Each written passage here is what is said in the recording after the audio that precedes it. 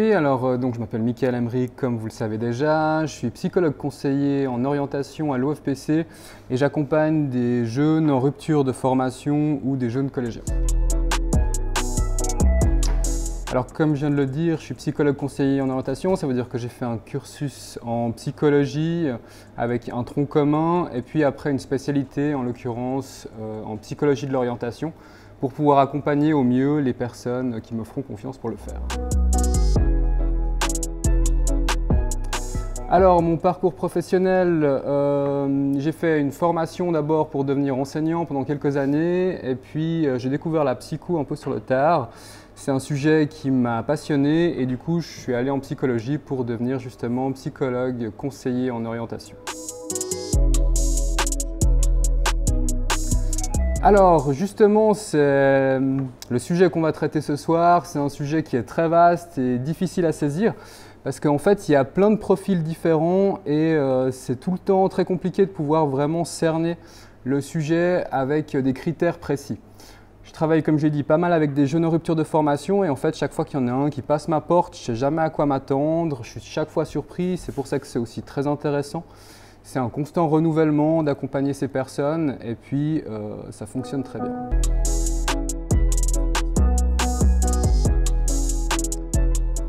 Alors on en revient au fait que c'est une question un petit peu difficile, voire un peu réductrice, de simplement dire qu'il y a des critères qui correspondent exactement à l'élève décrocheur. En l'occurrence, justement, c'est extrêmement varié. Il y a autant des bons élèves que certains qui ont connu plus de difficultés scolaires.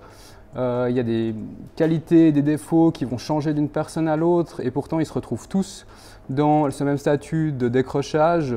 Du coup, c'est une question qui est difficile vraiment à répondre. Je ne pourrais pas dire qu'il y a un profil précis, mais au contraire qu'il y a beaucoup de profils différents et qu'il faut tous en prendre compte si on veut permettre un accompagnement de qualité pour chacun. Alors, de nouveau, ça dépend beaucoup, il y a des élèves qui sont très heureux de décrocher, pour d'autres c'est au contraire vraiment la pire chose qui leur est arrivée dans leur parcours. Ce qu'on peut dire, c'est qu'en tout cas, en général, on observe une baisse de l'estime de la personne parce que justement c'est une remise en question, elle est tout d'un coup catégorisée comme une personne qui est en échec pendant un long moment, donc il y a tout plein de remises en question qui fragilisent ces gens qui ont déjà un certain nombre peut-être de difficultés. Et du coup, c'est peut-être à ça que je résumerais vraiment la principale facteur de toutes les personnes en décrochage scolaire, c'est que justement leurs difficultés et surtout leur image qu'ils ont d'eux-mêmes est mise à mal.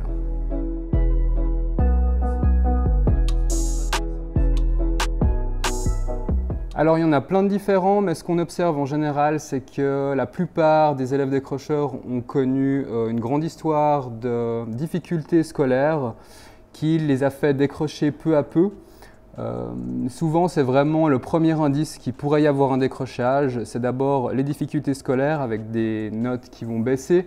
Et puis souvent, c'est accompagné d'un absentéisme. Ils commencent par d'abord peu à peu se décrocher de l'école et du coup vont être plus absents que les autres.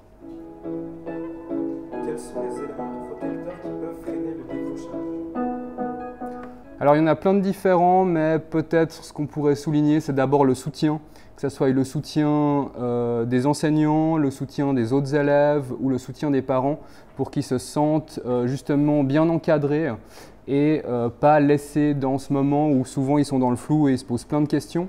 S'il y a des personnes pour y répondre ou un lien qui est tissé avec d'autres personnes, ils ont plus de chances de rester dans l'institution plutôt que de s'en retirer.